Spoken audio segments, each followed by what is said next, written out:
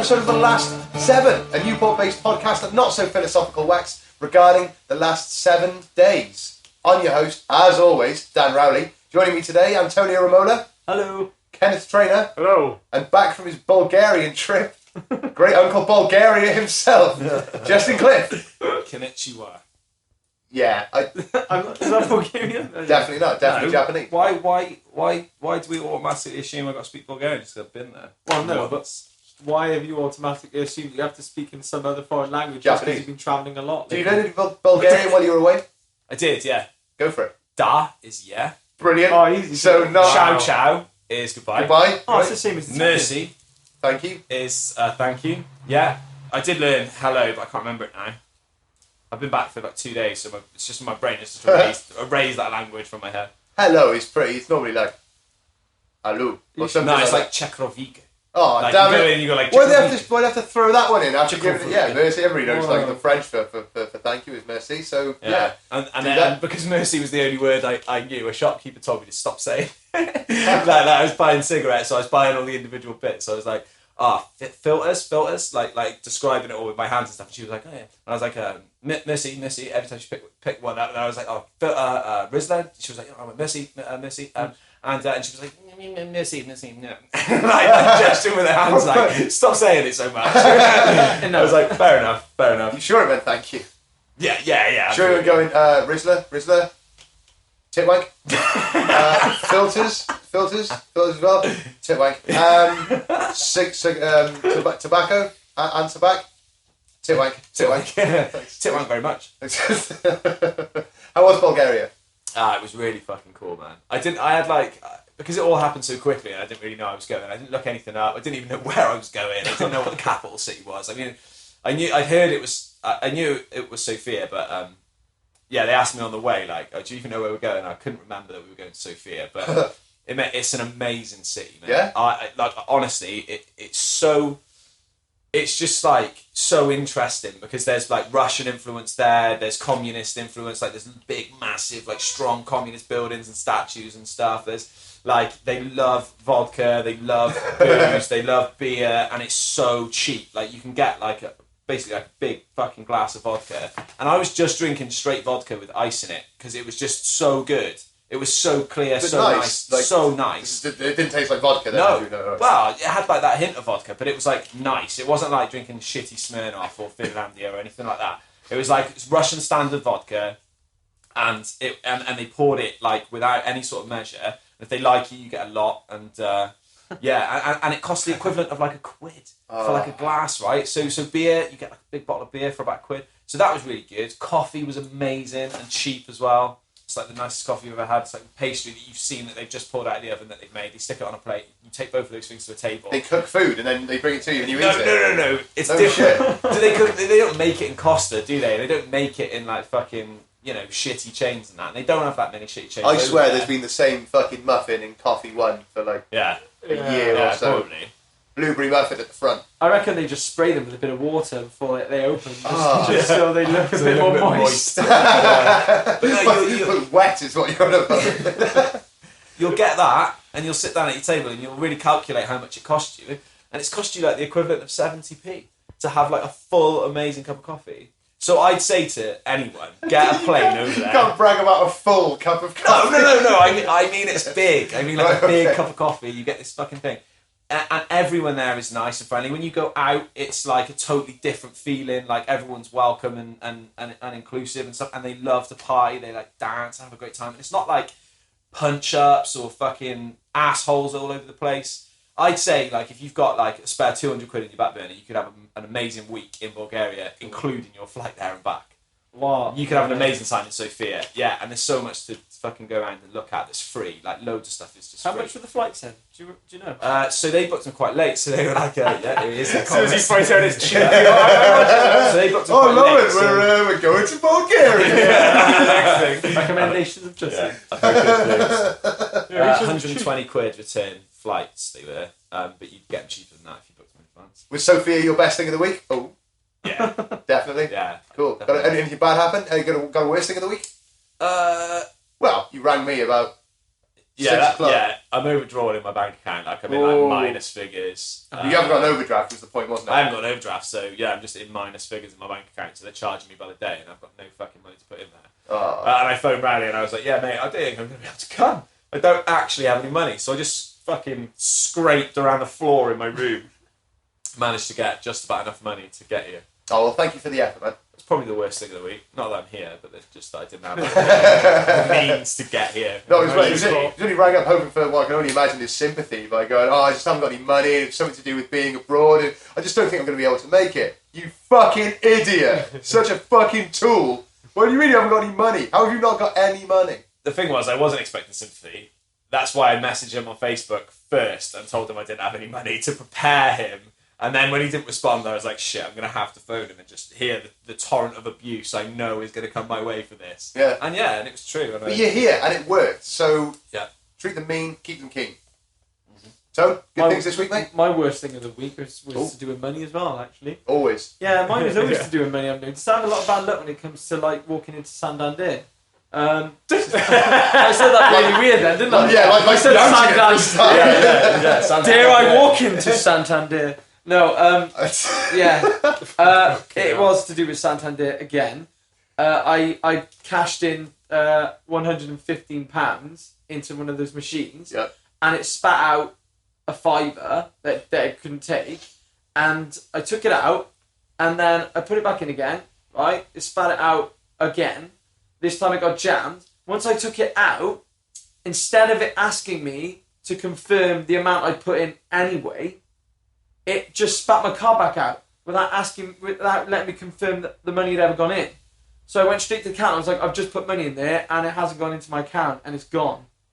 So that was the worst thing. And then they sorted it out. They emptied the machines the following day in the mornings, and they found the cash. But then they transferred it back into my account with £15 less. So then I went back in there and I was like, you short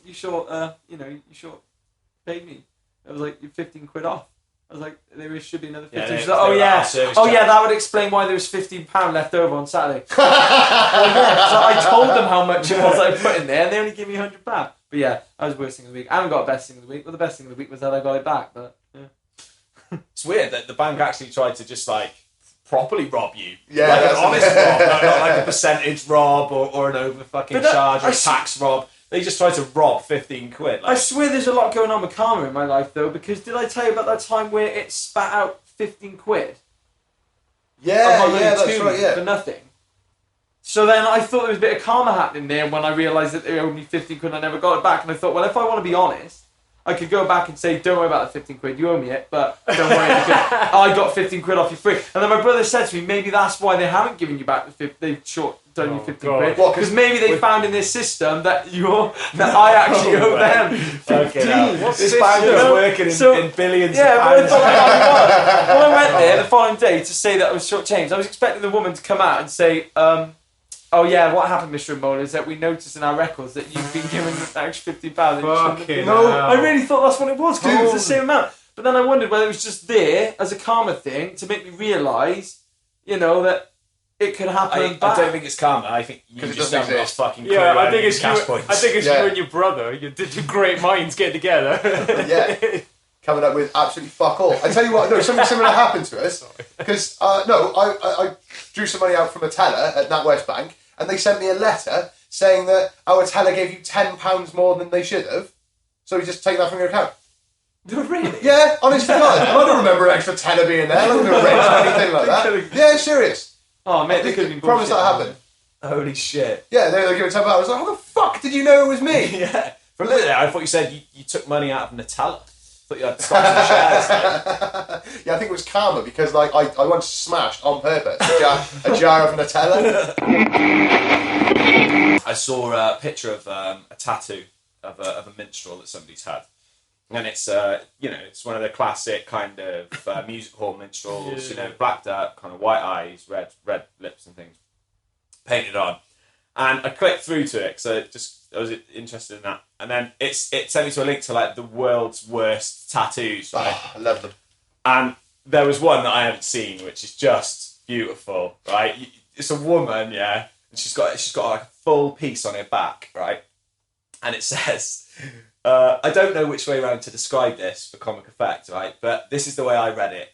It says, once you go black, you never go back, right? And then underneath that, she's got the continent of Africa tattooed on it with I Heart Africa on the, on the inside of the continent. Like, and what I love about it is she's so misplaced the kind of meaning of that phrase, and it's so offensive on so many levels, but really, you know, what she's tried to do is actually a really kind of nice gesture. Well, I guess. that's what she's saying. Yeah, a tribute to somewhere that she probably genuinely does love, but she's totally Do you remember a few years back when a woman went to go have a full back piece done by her ex-boyfriend, and he tattooed a giant shit on her back? No. I'll chuck a link up to that. Yeah. A shit? What do you mean a shit? Like a cartoon brown shit with like flies on it and stuff. Yeah, and he's a tattooist as well, so quite the drawer. Oh, amazing. What was she expecting? Well, it was the same as there was a guy who went for some dentistry work to his ex-wife, and she fucking took all his teeth out.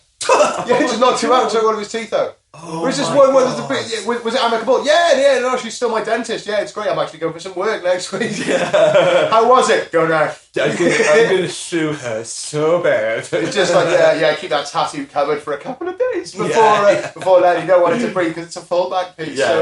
You know, before maybe though, because it is impressive, maybe show it to all your friends and family. Like the big reveal, have a party, put it on the internet. Why not? Well, I think it will be on the internet eventually, but we'll see how it goes. Do you remember that girl from Manchester who went in and had a face tattoo? And she had fucking stars all over her forehead, all round the one side of her face, all down her cheek, and then all the way down to her chin. She had stars all over it, right? And it looked awful. And she obviously... She was sad. She was like... Meh. Yeah, she obviously looked and thought, yeah, in retrospect, this wasn't a great idea. But she tried to sue the tattoo artist, right? And said, I asked for like 3 stars just around my eyes. And then the ultimate question there was, what, and you didn't feel like she said she fell asleep. She said that she did that and fell asleep. Now, unless you are heavily tattooed, falling asleep just isn't an option. No. Especially not on your face. Yeah. And as well, any responsible tattoo artist would maybe assume that if you've managed to fall asleep, that you've passed out through pain. Yeah. And if you pass out, they don't like you obviously going to sleep or anything. I was complimented once when I stopped a guy tattooing my back and coughed. He was like, "Oh, nice one." Because a lot of people don't, you know. I was like, no worries, man. I just assumed. But yeah, if you fell asleep, just your head goes like, what are you doing? If she said, I fell asleep or I passed out through pain, now I'm going to sue them. I believe it if the stars weren't really well done. If one of the stars had a big line going up through her eye and nose. They don't make you sign a thing. Like they do. Understand, blah, blah, whatever. Yeah. It's part of it. Although there's a person who tattooed some of my family back in the day who didn't ask for any of that. I think it was a woman, and she was a door-to-door tattooist. Oh, really? Yeah, my cousin Pete, he had a tattoo of a Lego man on his leg. Yeah. And, you know, a Lego man you think might be pretty simple. She certainly thought it'd be pretty fucking simple. Just like some cuboids and a couple of cubes. That's exactly what it looked like. It was totally shit. My tattoos are all pretty much all bollocks as well, so I'm an authority on it. And I did mine on purpose. I'm the worst of the lot. But my auntie had a tiger tattooed on her calf, and she took a photo of it, put it on Facebook. I was like, all right, that's pretty smart. Tiger looks okay. There's no depth to it. Like it's really like this flat sort of, you know, like what's it called, Grumpy Cat. Oh, looks like that, but in tiger form. Like no, this majestic beast. Just this flat, like sort of really sad, sort of Bell's palsy tiger. And the thing, like, it's one of its eyes is like they're crescent shaped for some reason. Because tigers look around, they're like, it makes it look more. She must have thought Asian, I guess. But then like an upside down crescent moon on one of them, and the other one is a crescent shape. But it's inverted, so it's like turned 90 degrees. So it's like, dude, I'll show you it. I'll get permission to put a photo of it up if she wants. I think you should get, if anyone listening to this podcast can confess or, you know, come to terms that they've got an awful tattoo, they should send them in. I'll put pictures of my shit tattoos. One of them covers my fucking BCG scar from school. I'll check photos of that. And if anybody's got any good photos of shitty tattoos, please follow us on Twitter @TheLast7 or email us thelast7podcast@gmail.com. Shit tattoos, win some stuff. We've got t-shirts and mugs on their way. Last 7 mugs, last 7 t-shirts. The t-shirts are handmade. You can have them for free by contributing, like so many people already do. Jay, we were talking about tattoos, weren't we, once? Like, because I was thinking about having one. Oh yeah, yeah. And what was it that I said I wanted? What was it that I wanted? I wanted a. You wanted a wizard. You wanted a wizard. Does this ring any bells? Do you remember? Yeah, I know. You wanted a wizard, kind of like sliding down a rainbow. Looking really happy about it. Yeah. Really happy. Yeah, you know, like that kind of like both feet up in the air, like legs up, arms up, like down, like just kind of like with floating up. No No pants on underneath the gown. maybe a couple of like a shooting star in the background or something. Yeah. Looking really magical. I think we had this Slide down conversation when we were the other version of drunk. Yeah. But at the time, you thought it was a really, really great Yeah, that idea. would have been awful. Good job I did it. I don't know, mate. I don't know. I think it would have been excellent. Wizards. So where are we going to have it done? Like in your chest? Well, no, I think I was just gonna have it done like there Oh, brilliant. on my wrist. I just thought on the underside of my arm. Yeah. But Oh, no, right, just I above think my those conversations about tattoos are really important because then you can look at them now and you can go, I didn't get that done, and I'm pretty I don't know glad. what it would be there for. What it would mean? I like wizards and I like rainbows. I put the two together. Yeah, why the hell not? Yeah. My brother's got a crucifix, a massive crucifix on his chest with an Italian flag wrapped around it. Yeah, He loves Jesus and he loves Italy, Yeah, mate. God knows why. he doesn't Why. love Jesus. And on his wrist, he's got an Italian flag with his name in it. He's not even. Are you guys Italian? He's Yeah, definitely. but he's not even. He's He's not massive, like yeah. he can't. Even, my brother can't even speak Italian. He can't. He can't be that patriotic to the point where he has to go and have a tattoo done. Even my mum hasn't got a tattoo. You know, she was bloody born and bred there. So what's he doing? I don't think it's like you have to get one if you're from No. a place. Like, What a wally, eh? oh, what a wally. Ah, yeah, you see you're Italian. Do you have anything to prove that? On my passport? No, anything indelible. That'll run out. I just wondered if you had any maybe flags tattooed on you anywhere. Of course not. I've got an imbecile. This week in history? Excellent.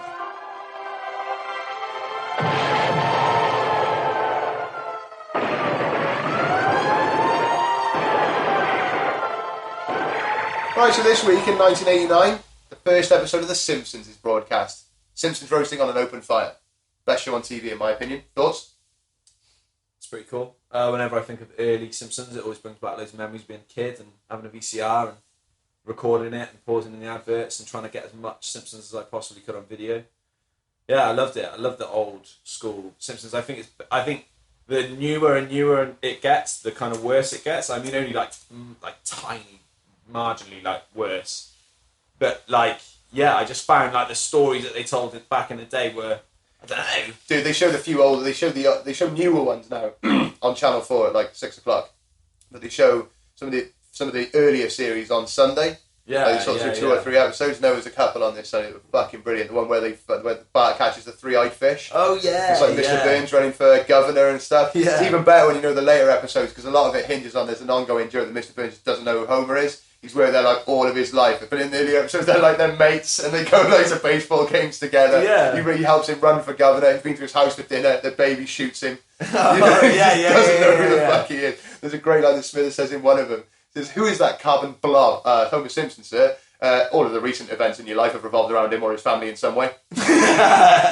Yeah, I remember a really classic episode of The Simpsons, which the army dude who's only got one arm features massively in it. I think it's probably the episode he features the most in, and it's the water balloon fight Oh, that they right, have yeah, when yeah. Nelson's a bully, and That's right. You get introduced to Nelson in that one, yeah. yeah, you get introduced Steals to Nelson in cupcakes. that one, and Bart's granddad does Yeah. fucking Grandpa Simpson has a great turn in it where he's like, and yeah, I don't know. They go to him for advice, and Yeah. he brings that Herman is his name, the guy who owns the shop. Yeah. He says, "Yeah, we've got it, like 1,500 water balloons. Is it all right if they say happy birthday?" And he goes, "I prefer if they said death from above, but they'll have to do." Yeah. Herman makes another amazing turn in the Pulp Fiction spoof. Oh yeah, of course, it's his shot where Yeah. Wickham and fucking Yeah. and Snake are bound and gagged in that shot. Yeah. Before Milhouse maces him. Yeah, it's fucking ace. So here to The Simpsons. Go Matt Groening. What else happened in history? This week in 2010, Mohammed Bouazi set himself on fire. Talked about self-immolation before on this podcast. Yeah. Thick Kwang Duck. And this started the Tunisian Revolution and the wider Arab Spring. I have no idea. Yes. Okay, thank you very much. God, try to keep it as cultured as possible, guys. We've gone from The Simpsons to uprising. Yeah. Political upheaval. This week in 1983, the FIFA World Cup was stolen from the Brazilian Football Federation in Rio. The Jules Rimet Trophy, not the one that you see now, which has got like the globe with sort of people around it. It's the one famously that England won in 1966. You see like sort of any of the England players holding it. It's a different trophy. It's called the Jules Rimet Trophy, and yeah, it was stolen. It's still missing then. No. It was found a couple of years later by a dog called Pickles. What? Yeah, serious. What? Yeah, that dog's now dead. Oh. What? But how did the dog find it? It was just under a bush. Why would someone steal it? Why was the dog looking for it? Yeah, what did he even want it for? What did he want from it? Just going for a piss. And they didn't think that dog was connected in any way. That's how the dog died, mate, under torture. Why did you tell him, Pickles? Uncover the conspiracy, yeah. Listen here, Pickles. Oh no! Oh, even though you just acted it, I feel really bad. Stop pretending that you can only bark. Get the car battery and 12 cables for his nipples. Meanwhile, it's just a Russian guy called Agent Pickles just standing there waiting for the delivery of the World Cup. Yeah. What the fuck's going on, man? I don't know what's happening. There's a guy with a dog bundled into the back of a car. I'm sure that wasn't supposed to be me, but do I just stay here? Yeah, stay until something else happens. Brilliant. Have you heard of lateral thinking before? Yeah. A cowboy rides into town on Friday, stays for 2 days and rides back on Friday. How? Say it again. A cowboy rides into town on Friday, stays for 2 days and rides out on Friday. How did that happen? Yeah, but Jace just whispered an answer to me. Okay, what was the answer? The horse is called Friday. Correct! Oh. He rode in on Friday, stayed for 2 days and rode out on Friday. Yeah, okay. It's lateral thinking. It is absolute shit and a total waste of time, and probably why you didn't cover it in philosophy. I got this book for a quid called Lateral Thinking Posers. Look at the thickness of it. There's no wonder it's a quid. It's a nice book, though. I It's like really it. cheap paper, so it's really light. It's nice, but it's a hard cover. It's glossy. I'm only going to give you one, and then we can just have a bit of a read afterwards for the sake of it. This one is called Myopia. Albert Gray was severely myopic, or short-sighted, from birth. In fact, the vision test he had to undergo produced results which brought into question whether he would qualify for a driving licence. After an appeal, he was issued a licence on the condition that he would always wear appropriate spectacles. Now, one very sunny day on a shopping trip, don't worry about this, he wore his optical sunglasses which fully conformed with the condition imposed upon him. On his return trip, he collided with another car. A policeman who witnessed the accident was first of the opinion that the other driver was at fault and reported accordingly. But he also noticed that Albert Gray was not wearing any glasses, as stipulated in his driving licence. When challenged on this point, Albert showed the policeman a piece of paper which resolved the issue. What was it? Supposed to wear glasses, is wearing glasses, goes into town, drives back, crashes the car. Policeman notices he's not wearing glasses, but he gives him a piece of paper that absolves him of responsibility. What is the piece of paper? What's the sunglasses fucking vector lens shit got to do with it? Has that got anything to do with it? Has it got anything to do with it? Did the paper say that he was only he didn't have to wear it at night? He didn't have to wear he had to wear corrective lenses in the daytime, but not at night, in the dark. Yeah. Where your sight is probably more valuable. No, that's not right. Good thinking, though. I say good thinking. Had they gone in for repairs and he had a note to prove that they were currently... He still has to drive with corrective lenses, but he gives him a piece of paper. He wasn't driving at the time. He was driving at the time. I don't know. What the hell? You were about to say something, Jay. I was about to say, like, the piece of paper is like from valet hire or something like that, and he wasn't driving the car. Ah. Would you like to know the answer? Yeah. Oh, I don't. I really fucking hate. I love figuring these things out. I hate when they're revealed really. Did they come off in the crash? And the piece. Oh well, what's the piece of paper? The piece of paper is with broken glasses inside of it, wrapped up, because they came off. And no, it's not. Is it? Too lateral, I think it was. It's a good one, though. It would match.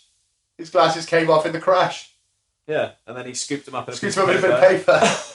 and he gave That's them- not it. That's not the God, answer that he's something given. so simple. We're gonna Yeah, kick it's going to be ourselves. something so simple. Right, I'm going to tell you. It is annoying, this one. And it's one of the better ones. Some of the answers, for instance. Are longer than some of the, some of the questions. The piece of paper was a receipt from an optician for contact lenses, which Albert Gray had purchased before his return trip and was wearing at the time of the accident. That was easy. So he was wearing those and the glasses. He wasn't wearing glasses.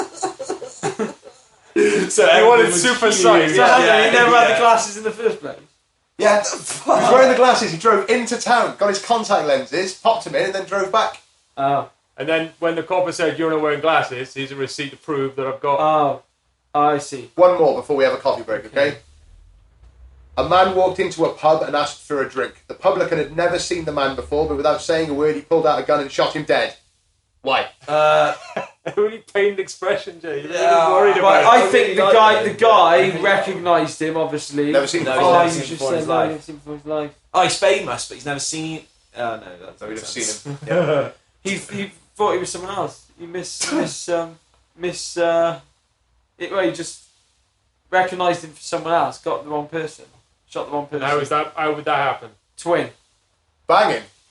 No way. Yeah, he no said way. the book was a load of shit. Fuck you! Did he just nail that? Yeah. Fuck It was- off. no, the twin of the person he wanted to kill. Right. No way. The wife of the pub. We found your forte, mate. We found your thing.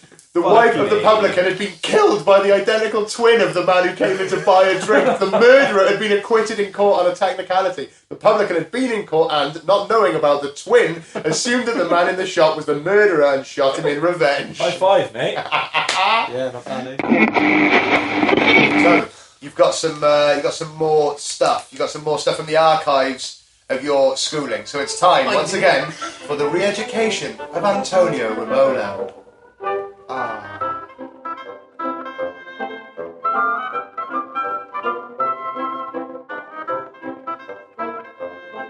I've got something to ask you first of all. Uh-huh. You know we did a lot last week. It was great. Yeah. I absolutely loved it, mate. And the best thing I thought was the motivational speech you wrote about helping the homeless. Yeah. Now I said it was a lovely speech for somebody to have written, even though you ended it abruptly with they can't even afford a chocolate bar. But wait till you hear it. But I haven't fucking heard it. Okay, well you will do. Oh my god. But I said that would be a really nice poem for a really nice speech for a child to have written. How old were you when you wrote that? I reckon that was year 9, Yeah. year 8 or year 9. Yeah, right. You deserve a D for that, then, mate. That was a fucking piece of shit. I thought if you were like sort of 7 Year or 8, I 8. think. But anyway, before I go to the essay where I got an E, I'll start off with my philosophy and ethics essay, which you were disappointed that I didn't bring last week. Yeah, just give us some choice bits from it. But yeah, okay. Well, I've got to read. I feel like I've got to read you the first paragraph of the essay. Yeah. Anyway, just so you kind of get the gist of the essay. And where you set up Right. your So argument. this is Yeah. philosophy and ethics in I think the first year of sixth form. Right. So you're 16, 17 at So- this point.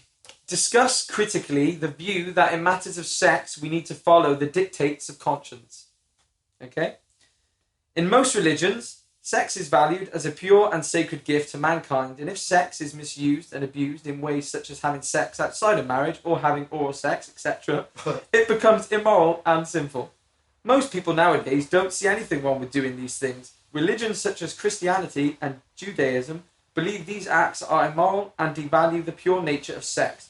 They claim to know this through teachings of sexual immorality in their scriptures. They also claim that there is a voice inside all of us that tells us what is good and what's bad. It is seen as an inner indicator of moral judgment, well recognised as our conscience.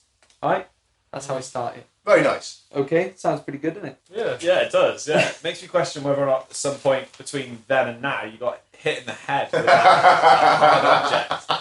People desire sex. Even religious people sometimes struggle to overcome sexual desires, but they do follow their consciences that tell them such sexual desires are evil, whereas people who follow no moral absolutes will follow their sexual desires and feed their hunger of bodily pleasures without real hesitation. What?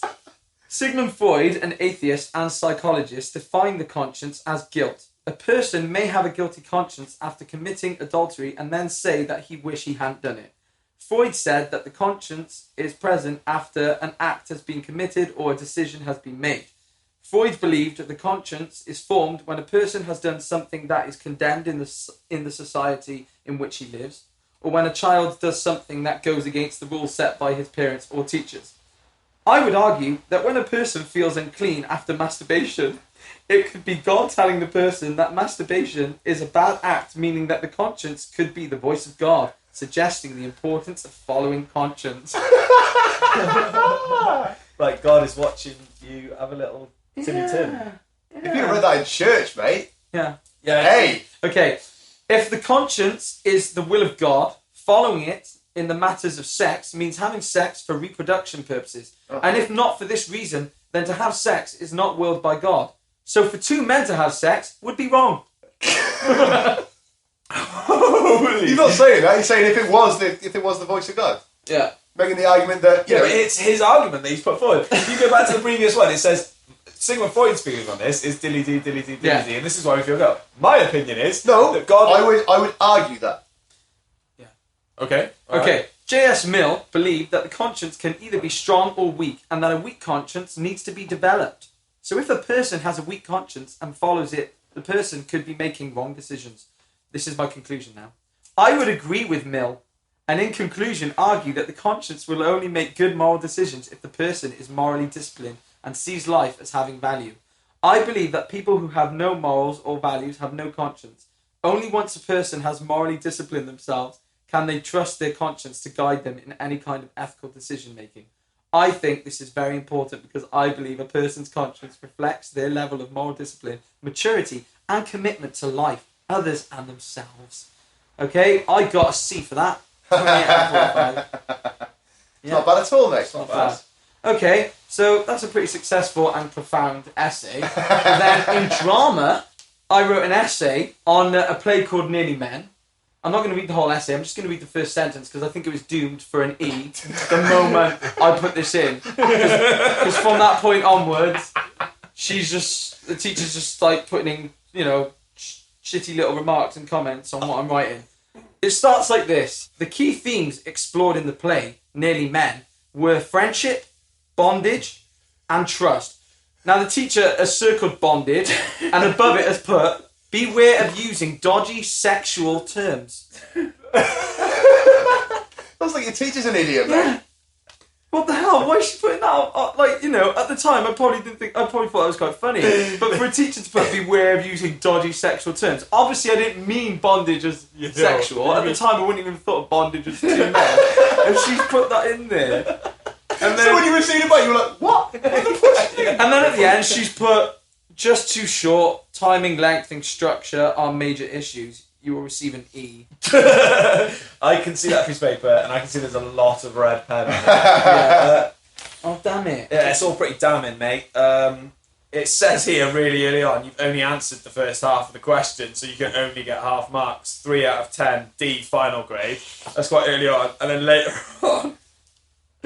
later on, she's changed it to E, final grade. So whatever happened from the top, and you've written bondage twice as well, but you've written bondage 3 times from what I can see here. Oh my god, you've written the key themes explored in the play Nearly Men were friendship, bondage, and trust. Bondage was shown in the performance when 3 boys were playing football, and the football was used to symbolise male bondage. I didn't even realise that. I love you read that. Bondage! Oh god. Oh my god, it's again, mate! There was a prop used in the performance that all 3 characters had, and they showed the close friendship and bondage. What were they doing to that bloody ball? No wonder the teacher was disturbed by that. Bondage! Good god. It just sounds wrong, doesn't it? Oh wow. I love it, man. Bondage, friendage, Yeah. suffrage, a fridge. What's next, mate? Okay, we move on to English, which was in year 7. Now I think we were doing something about media and about like how language can be used to advertise things and all that kind of stuff. Because Drink, cook. This was definitely year 7, so it couldn't be media studies. So this is the task, right? Watch the video your teacher will show you. On it are 2 recordings of the television news. However, the recordings are of the same news stories, but as they are reported by BBC and ITV. Make notes on how each of the items of news is presented. What is the music like that introduces the news? BBC. Loud, fast and short. ITV. Loud, fast and short. What sort of images or pictures introduce the news? BBC. Normally a picture of the world. ITV. Headlines. What are these images or pictures supposed to make us think about? BBC. Make us think about how we could change the world. ITV. Make us think about changing the world. I've worded that differently. She'll never know. She'll never know. What are the newsreaders wearing? BBC. Shirt, blazer and tie. ITV. Shirt and tie. No blazer. Roughing it. What kind of background is behind them? Background of world. ITV. Background of what they are talking about. How would you describe how the newsreaders speak? BBC. They speak very clearly and expressively. ITV. They speak very clearly and loudly. Welcome to the news! Yeah. What facial expression do they use? BBC. A very serious looking expression when the news is bad. ITV. Bad when the news is good. They put a slight smile on. They are loaded questions, to be fair. You can't really go that far with what are the newsreaders wearing. What is the last item of news like compared to the first? And I put BBC. Sport is normally last. ITV. Sport. So I didn't even answer the question. Yeah, no, it's pretty accurate. The last one. What news item can you most remember? Why do you think this is? BBC. Football news, because it was the last thing I heard. ITV. The thing about sex, because, and then scribbled out, so it says, the thing about sex because I was getting a, and I scribbled it out, and then actually corrected it to, it was the last thing I heard. And she's put a question mark after the thing about sex because, and put a question mark. But, yeah. It's there, mate. It's there. A question. The thing about sex because I was getting, and then it's scribbled out, and then just the last thing I heard. Yeah. And then I think there's a bit of a conclusion at the end here. Do you agree about how the news is presented? How do you think it could be improved? If the news is presented differently, would it have the same effect? And I agree about the way the news is presented. The news could be improved if newsreaders never spoke so quickly, broke it down in sections a bit. The news would have the same effect. Like they do. Yeah. No, it's the children's news he's talking about. Yeah, of course. Yeah. Oh, have you watched any CBeebies news recently? Oh no! Get on the CBeebies I know I will news. get on it again. Right. So yeah, following this project, I think this next one that I'm about to. It is a project as well. It's got cover and everything. Yeah. It's all about like media Fucking and stuff and adverts. Now this one is a more of a visual thing where I've created an advert for Dairyly Lunchables, and I think the drawings are awesome. We'll check out a picture of the drawing on the Facebook page, obviously, and the Twitter account. Yeah, you'll have to. It just says at the top, Dairyly Lunchable advert, and it's got a picture of a Dairyly Lunchable. Who? Dairyly Company, and then a picture of just the Dairyly triangle on its own. Cheese. And then what? The message, cool, fun, delicious lunch. And the audience it's aimed at, primary school kids. Through the channels, Fox Kids, Cartoon Network, which I've actually drawn the... they're very good. Yeah, you have. Children's cartoon channels, and then the outcome of this advert is a child with ginger hair with loads of exclamation marks coming out of his head saying, "Mum, I want a Dairyly Lunchable." It's beautiful. Do you know what? Actually, it is beautiful. That is because that is exactly all the advert is when you break it down to its core form. Like, what is it? Dairyly Lunchable advert. Who's the company? Dairyly. The message, cool, fun, delicious lunch, and he's drawn a kid with a little backwards cap and a thumb up in the air, aimed at primary school kids. And what's the effect that they want? They want the kids to run screaming to their parents and say, "Mum, I want a Dairyly Lunchable."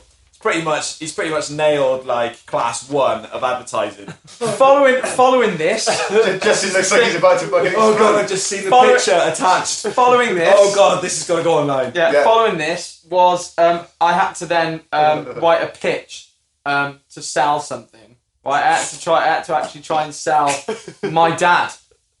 And so Why your dad? I created a poster saying "for sale" at the top with a picture of my dad.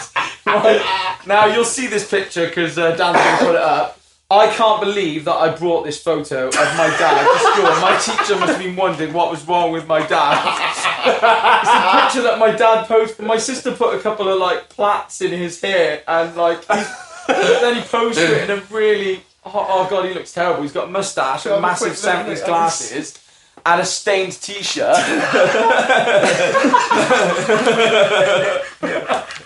Right. And I will read you the pitch now on how brilliant. now, don't take the mick now because I think I got an A for this one. So it says on top for sale. Then it's got a picture of my dad with a lovely border around it of a selection of fruit and vegetables. Of course. Yeah. So here's the pitch. If you want a great laugh and eat a lot of fruit, why not buy Joseph? Name Joseph. Age 43.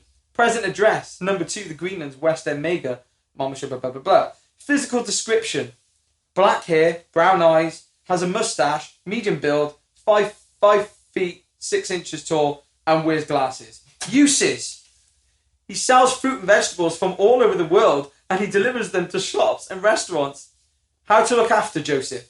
Make sure he eats a lot of fish and pasta, but do not give him lots of fruit, because he will take it to his shop and sell it. How to purchase. You can purchase him at the biggest fruit and veg shop in Newport. He will cost you only £5,000, but if you do decide to buy him, you will have free fruit and vegetables for the whole year.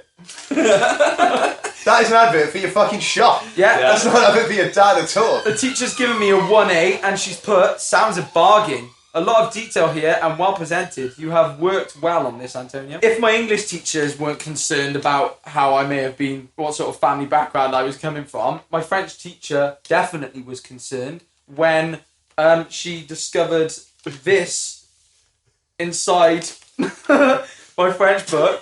What is it? And basically, I got photos of my head.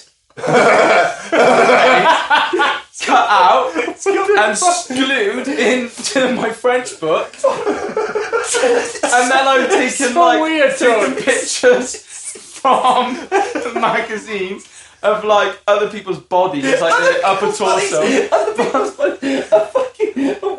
Body in it. And basically, I had to write about. In French, I had to write down the clothes I was wearing. so the first picture is of my head, not superimposed, glued on a body with a check shirt and a t-shirt, and then legs with shorts and trainers at the bottom of it, and I've written in French what I'm wearing. But then on the next page, I'm doing the same thing again, like writing about what I'm wearing in French. But I've chosen a long woman's skirt and A ridiculous pair of a tits. bra. Look at them. There's no arms on it. No, because the body's just a pair of tits and a bra. But it's his head, And I swear I've cut that. I swear I've cut that out of Argus catalogue. You know when they advertised the An Argus catalogue. Yeah, I think With so. a bra in it. K's catalogue, maybe. And I must have just gone over and tried to find one of my mum's mags or something like. It looks like incriminating evidence for a fucking serial killer. Yeah, That's what it looks like. Imagine you were the teacher looking at that. Right, you'd have a laugh about it, surely. Or you'd Yeah. be really worried. Excellent, bon effort. Un mérite. Excellent. She gave me a merit. Again, sure because she you did. thought you were fucking disturbed. Thought she'd give you anything less, and you'd like peel off her skin that and was try and French. wear it to the Oh, French God. class. Do you have any Sorry, school man. reports? You said beforehand. Oh. No, it's okay. Bring it for next week, man. I right? forgot We've to put we've had the re-education of Antonio Ramonet. You're always learning something on this podcast, mate. But we're going to see what the teachers actually thought of you, because we seem to know. I can't wait for physics. I can't wait for the physics report. I haven't seen Antonio this term. What's going on? Any nominations for Cunts of the Week, boys? No, not really, because I don't really know what the fuck's going on in Britain at the moment. I haven't read a paper or anything. Any Bulgarian cunts that you want to talk about? You said they were all really lively. Nah, they're all really great. Got a whole host of heroes. Nice. No cunts though. Who's your favourite person? Who's your hero of the week in Bulgaria? Hero of the week in Bulgaria. Oh man, I got one. So I was on a tram at one point, and I think like this is like the influence that communism had, that it's still like kind of there. this old woman's in front of me on the tram, and she turns around and looks like backwards and over my shoulder and past me towards the back of the tram. But I don't turn around and see what she's looking at. I just like carry on, just looking out the window and stuff like that as you do. And I see her like she rifles around in a bag, and she gets the bag up on the seat and she stands up and the tram's going and she's wobbling a bit. She's pretty old, right? And she pulls out like a Tupperware, like a big Tupperware. And then she puts that Tupperware down and then she pulls out like another Tupperware. And she opens the lid of the second Tupperware and it's got this like cakey dough in it, right? And she, with her hands, just like with the flat of her hand, she just like cuts into this like cakey dough, cuts it in half. Tupperware's pretty big. Cuts it in half, gets a roll of tissue out of her bag, right? Takes this tissue, heaps out half of this cake in this Tupperware, pops it in tissue, folds it up, walks past me to the back of the tram. And I don't know why, but I thought, she's going to the bin. She's going to like put some of it in the bin. Maybe the bag's like too heavy. Or Wasteful, like that. decadent Westerner. So she goes and she comes back and she's got nothing. And she packs all of it away and puts it back in the bag, puts the bag into the seat, and takes a seat back on the thing and just looks out the window again.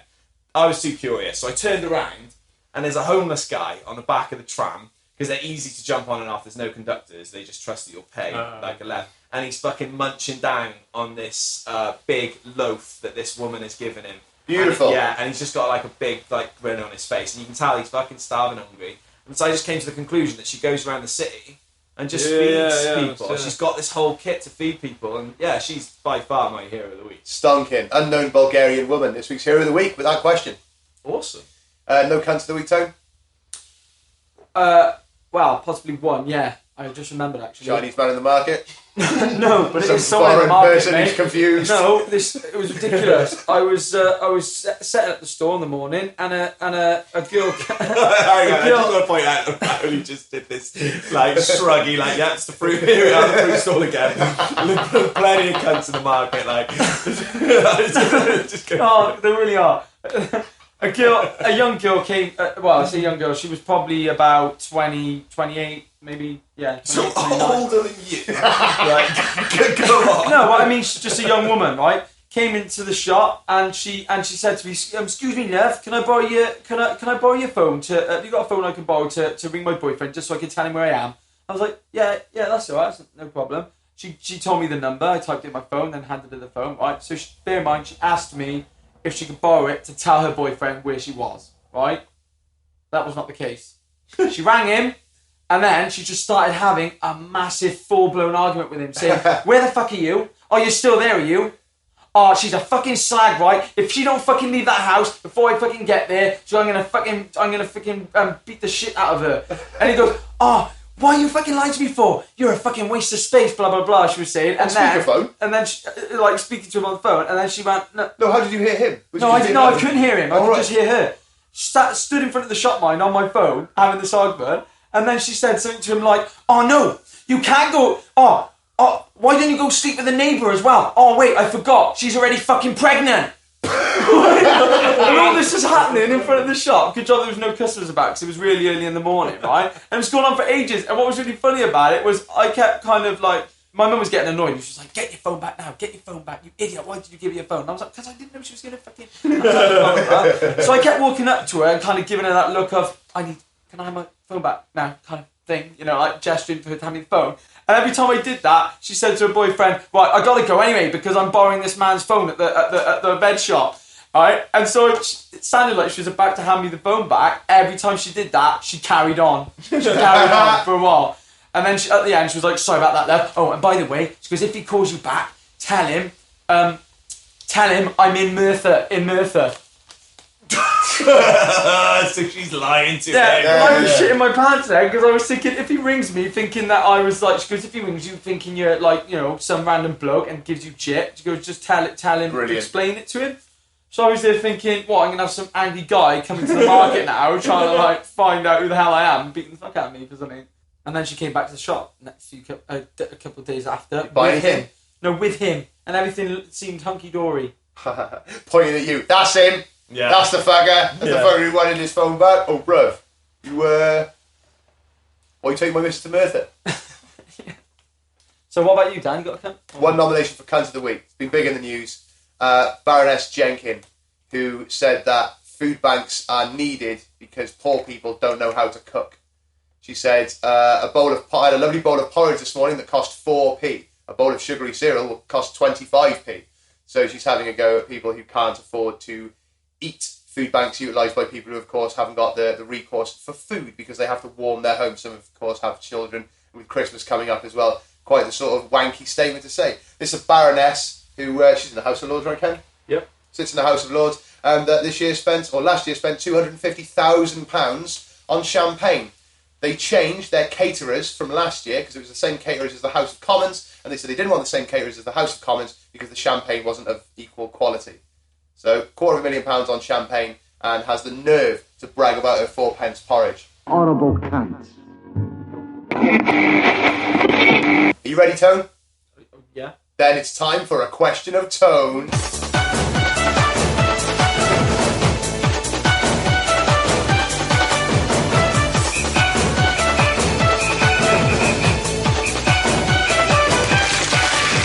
Tone, what would your perfect house look like?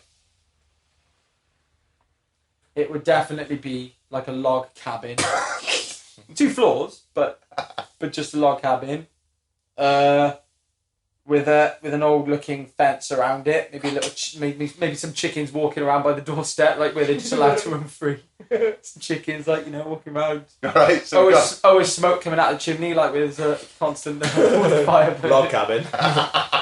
Sounds like a nightmare. just on fire. Yeah. I know it is. Up in the mountains, right next to a waterfall, maybe in the Swiss Alps, like. What would it look like? Yeah, fucking hell. Well, no, so it's a log cabin. So you go inside. You got like a big kitchen, big living room. One of the biggest rooms would probably be the kitchen. Of course, party always ends up in the kitchen. Mm-hmm. Yeah, I think there'd be like some sort of like animal fur rug in the middle of the Two chickens roaming free in the front, and then death in front of the fire. Yeah. Would you have maybe a polar bear, or maybe just loads of baby seals knitted together? Yeah. Would you still have the head on it? No, nah. No, it'd probably just be something like I don't know, raccoon or something. I know, because that'd be a pretty small rug. Well, A doormat made of a raccoon. Yeah. Porcupine, surely. Nice. Yeah, no, it'd be a nice house. Maybe a little vegetable patch just outside, you know, like just like little herb garden. Yeah. All the herbs you need. Apple trees, pear trees, plums. Can't have plums. A little well, maybe. You can have taps if you want. You just have running water. If No, you just the want. whole thing. You might as well have everything, don't you? You might as well have a forest that you can fell, a mine. Yeah. So just vegetables, water, just all the things you could sell. Commodify. Oil spring, a mill. Yeah. I'd have a Volkswagen camper van parked outside, like one of the old ones, right next to a horse and cart. He's really embellishing this, isn't he? He's And, gone from like your and existing question. also a tractor maybe, or like some sort of jeep to help me get around the mountains, you know, when it snows heavy. What's the like. horse and cart for? Yeah. Well, just because it looks good, doesn't it? And you just have a little stroll, take the those kids poor on it. horses. Aesthetic horse. That's what you do. Yeah, You're going to yeah, feed it, yeah. or Oh yeah, shit. you strapped to the cart all the time, just in case they ever want to show up. Or It's like the take future something. though, so they might be mechanical horses. Yeah. Or just get in the camper van or a tractor. How many or rooms slow would it van. have? Like how many rooms? Like all I together? think the living room and dining room would be open. I think downstairs would just be all open, so you'd see the kitchen and everything would just be in one, like a proper. Oh, like, expensive to heat, mate. all in like Yeah. one room, and then upstairs would just be like 2 or 3 bedrooms. Toilet outside in the shed, like proper old school. You have see- to walk outside to go to the loo. Like you've given him this opportunity to have this like massive. You know, he could have done anything. No, he he wanted. said, He ask could me have had what Star house I'd Wars like. bedroom. He could have had like you could have had anything you wanted, and you've gone for this really humble, hard. It'd be hard work as well. Do you know what I mean? It's just like these questions. They just show so much about your I don't know, personality. mate, I It's can beautiful. employ- I can That's It's why not we've got a criticism, question of mate. tone. I could It's employ not farmhands. criticism. I could employ farmhands. All right. It's getting a little Get bit- back to it's getting a bit evil vegetable now. patch, you know, you know, that's your department, Charlie. You know, Fred, you can clean the Charlie, chickens Fred. out, clean the pigs up, style. Easy, It's give got it names pigs now as well. It's got pigs. So it's just a farm then. A mini farm, like a half-assed farm. Is that what it's called? Oh, yeah. Half-assed farm of the mountains. Come and see the petting zoo. Half-assed cottage. Now, Nice. Charlie, Alan, you're going to be in charge because I've got to drive on down the mountain. I'll be gone a couple what of happened days to because Fred? Black Friday, don't you know? Go and pick some more of your boys up. You know, half-ass farm is going to be full-ass by next year. Right, okay. You haven't heard anything yet, Tone, I'm afraid, for the adverts that you placed last week. So sorry about that. But if you want to buy a shitty drum kit, or if you want to give Antonio... No, he hasn't started using the podcast taking the as a opportunity, fucking... mate. Taking the opportunity, you fucking... Mate, do you want it? No, actually, I think... Yeah, Well, I exactly. did say as well last week that I'd trade it in for bongo if anyone's got bongo. You'll hear it. Also, there's nobody who wants to split the profits of their already profitable farm with you so that you can sell their fruit and veg. So if you want to get in contact with us to buy any of Tone's crap, you can follow us on Twitter at @TheLast7 or email us, thelast7podcast@gmail.com. Still want your best and worst things of the week, heroes of the week and cunts of the week, win some t-shirts and some mugs. We're really doing this then. We're allowing Tone to sell his wares. It's already happened, mate. It's already happened. It's already happened. It's Fuck published, me. mate. I'm expecting a flood of emails. And with that, I'd like to thank my co-participants this week. Salesman extraordinaire, Antonio Romola. Thanks. Travelling wanker, Justin Cliff. Thank you, Tone. And all-around legend and lovely bloke, Ken Trainer. Thank you very much, Dan. Good night, everyone. Get that crack out.